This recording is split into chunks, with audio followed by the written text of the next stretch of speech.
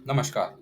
आज हम बात करने वाले हैं एनआईएसएम सर्टिफिकेशंस के बारे में, जो सर्टिफिकेशंस आपको बैंक में जॉब करने के लिए सहूलियत प्रदान करेगा। तो ये कुछ मैंडेटरी सर्टिफिकेशंस होते हैं, जो अगर आप बैंक में जॉब करते हैं तो आपको ज़रूरी होता है। उसी सर्टिफिकेशंस के बारे में हम आज बात करने वाले हैं। तो इस चैनल पर मैंने एनआईएसएम सर्टिफिकेशंस के बारे में बहुत सारे वीडियोज़ बनाए हैं ऑलरेडी, जिसमें मैंने बताया है कि आपको एनआईएसएम सर्टिफिकेशन क्यों करना चाहिए, कैसे आपको जॉब के लिए ये सहायता प्रदान कर सकता है, किस तरीके के जॉब्स आपको मिल सकते हैं एनआईएसएम सर्टिफिकेशन करने के बाद में, आपकी एनआईएसएम सर्टिफिकेशन से एक्सपेक्टेशन क्या होनी चाहिए। ये सारे मैंने वीडियोस ऑलरेडी इस चैनल पे बनाए हैं। आप चाहें तो इस चैनल को स्क्रॉल करके देख सकते हैं उन सारे वीडियोस के बारे में। तो एनआईएसएम सर्टिफिकेशन एक काफ़ी इंपॉर्टेंट सर्टिफिकेशन है, जिसको अगर आप बैंक में जॉब करने के लिए करना चाहते हैं तो रेगुलेटरी पर्सपेक्टिव से बहुत सारे बैंक आपको ये सर्टिफिकेशन मैंडेटरी बोलेगा। अगर आप ये जो सर्टिफिकेशन नहीं करेंगे तो फिर आप उस बैंक में जॉब करने के लिए एलिजिबल नहीं होंगे। तो इसलिए बहुत सारे सर्टिफिकेशन जो है वो मैंडेटरी हैं बैंक में जॉब करने के लिए। जिन सर्टिफिकेशंस की मैं आज बात करने वाला हूं उनमें ये 5 सर्टिफिकेशंस जो हैं वो काफ़ी इंपॉर्टेंट हैं। सबसे पहला सर्टिफिकेशन जो है वो है म्यूचुअल फंड डिस्ट्रीब्यूटर का। अगर आप बैंक में जॉब करते हैं तो आपको म्यूचुअल फंड की सेल्स करनी होती है, इंश्योरेंस की सेल्स करनी होती है। तो अगर आप बैंक में जॉब करेंगे तो आपको म्यूचुअल फंड का सर्टिफिकेशन होना मैंडेटरी है। डिस्ट्रीब्यूटर का लाइसेंस होना आपके पास में मैंडेटरी है कि आप डिस्ट्रीब्यूटर हैं। इस तरीके का एक सर्टिफिकेशन होता है एनआईएसएम का, वो सर्टिफिकेशन आपको करना पड़ेगा। दूसरा जो होता है वो होता है डिपोजिटरी ऑपरेशंस का। बैंक में बहुत सारे ऑपरेशन रिलेटेड रोल्स होते हैं, जिसमें आपको डिपॉजिटरी रिलेटेड रोल्स करने पड़ते हैं। जैसे अगर आप किसी बैंक में जाते हैं और उसका अगर सिक्योरिटी रिलेटेड ट्रांजेक्शंस भी है अगर, तो वो हो गया एक्चुअल में डिपॉजिटरी रिलेटेड रोल। कई बार शेयर से रिलेटेड रोल्स जो होते हैं वो सब डिपॉजिटरी रिलेटेड रोल्स में आते हैं। तो अगर आप उस तरीके के रोल्स में जाना चाहते हैं तो भी ये सर्टिफिकेशन आपके लिए मैंडेटरी होगा। बिना इसके किए आप बैंक में जॉब नहीं कर पाएंगे।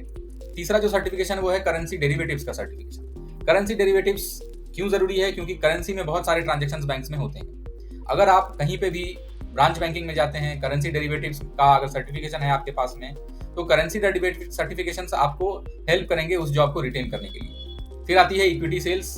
इक्विटी सेल्स से मतलब है मेरा कि अगर आप सिक्योरिटी रिलेटेड रोल में हैं, जैसे शेयर से में डील करते हैं, म्यूचुअल फंड्स में डील करते हैं, आप इस तरीके के रोल्स में हैं जहां पे आपको कहीं ना कहीं इक्विटी रिलेटेड जो सेल्स है वो करनी पड़ती है, या फिर आप ट्रेडिंग रिलेटेड काम करना चाहते हैं, आप किसी को बाई सेल के रिकमेंडेशंस के बेसिस पे आप उसके अकाउंट में ट्रेडिंग कर रहे हैं, आप उसके कहने पे, इस तरीके के रोल्स जो होते हैं वो इक्विटी डेरिवेटिव सर्टिफिकेशन होने के बाद ही आप कर सकते हैं। फ्यूचर एंड ऑप्शंस में ट्रेड करना हो, इक्विटी डेरिवेटिव्स में ट्रेड करना हो, तो इस तरीके के जो रोल्स हैं वो आपको एनआईएसएम सीरीज 8 में बताया जाता है और सिखाया जाता है। तो आपके लिए ये सर्टिफिकेशन भी काफी इंपॉर्टेंट होता है। फिर आता है सर्टिफिकेशन कंप्लाइंस का। कई सारे कंप्लाइंस के इशू होते हैं जो रूल्स बनाए हैं आरबीआई ने या सेबी ने बनाए हैं। तो वो सारे कंप्लाइंस इशू को रिजॉल्व करने के लिए आपको कौन सा सर्टिफिकेशन जरूरी है? वो है सिक्योरिटीज इंटरमीडियरीज कंप्लाइंस। ये सर्टिफिकेशन अगर आप करेंगे तो कंप्लाइंस रिलेटेड रोल में आपके लिए काफी इंपॉर्टेंट होगा। बोनस कुछ और सर्टिफिकेशंस हैं जो अगर आप करना चाहें तो कर सकते हैं, जिसमें security operations, investment adviser level 1, level 2, common derivatives, interest rate derivatives, ये सारे भी सर्टिफिकेशंस हैं। एडिशनल सर्टिफिकेशंस है, हालांकि बहुत सारी जगह पे इसकी रिक्वायरमेंट नहीं रहती है। जनरली जो आपको रिक्वायरमेंट दिखेगी वो दिखेगी आपको इन्हीं 5 सर्टिफिकेशंस के बारे में, जिसकी मैंने अभी चर्चा की। Mutual fund, depository operation, currency derivatives, equity derivatives, security intermediaries और कंप्लाइंस, ये सब जो चीजें हैं ये सब आपको इन 5 सर्टिफिकेशंस में कवर हो जाते हैं। एडिशनल अगर आप करना चाहते हैं तो ये भी सर्टिफिकेशंस हैं। Investment adviser level 1 generally investment advisory related certification है, लेकिन काफी अच्छा सर्टिफिकेशन है और इससे आप इन्वेस्टमेंट एडवाइजर भी बन सकते हैं। उसके बारे में भी इस चैनल पे मैंने बहुत सारे वीडियोस बनाए हैं, आप चाहें तो उन वीडियोस को स्क्रॉल करके देख सकते हैं। अब जो ये सर्टिफिकेशंस हैं उसका प्रोस्पेक्टिव क्या होता है? प्रोस्पेक्ट क्या है? बैंकिंग और फाइनेंशियल सेक्टर में ये सर्टिफिकेशंस मैंडेटरी होते हैं। सबसे पहली चीज तो यही है। दूसरी चीज क्या है कि सेबी के रूल्स एंड रेगुलेशंस के अकॉर्डिंग आपको ये करना जरूरी होता है।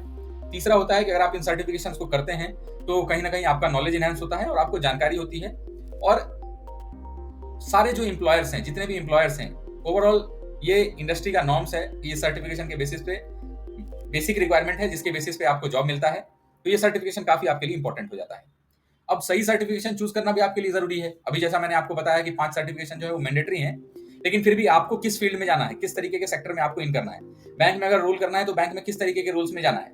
आपको एनआईएसएम सर्टिफिकेशन करने के बाद में जॉब मिलेगा कैसा, सेल्स रिलेटेड जो रोल है वो मिलेगा या फिर किस तरीके के रोल्स आपको मिलेंगे, उस पर भी वीडियोस मैंने एक बनाया है सैंपल के साथ में, जिसमें मैंने बताया है कि किस तरीके के रोल्स आपको मिलते हैं अगर आप एनआईएसएम का सर्टिफिकेशन करते हो। तो अगर आप देखोगे तो एनआईएसएम काफी एक अच्छा सर्टिफिकेशन है। अगर आप करना चाहें, बैंक में जॉब करना चाहते हैं, बैंक में नौकरी करके आगे बढ़ना चाहते हैं, स्टार्टिंग के बेसिस पे थोड़ा करियर की शुरुआत करना चाहते हैं, इस तरीके का रोल अगर आप करना चाहते हैं तो एनआईएसएम सर्टिफिकेशन आपके लिए काफी इंपॉर्टेंट है।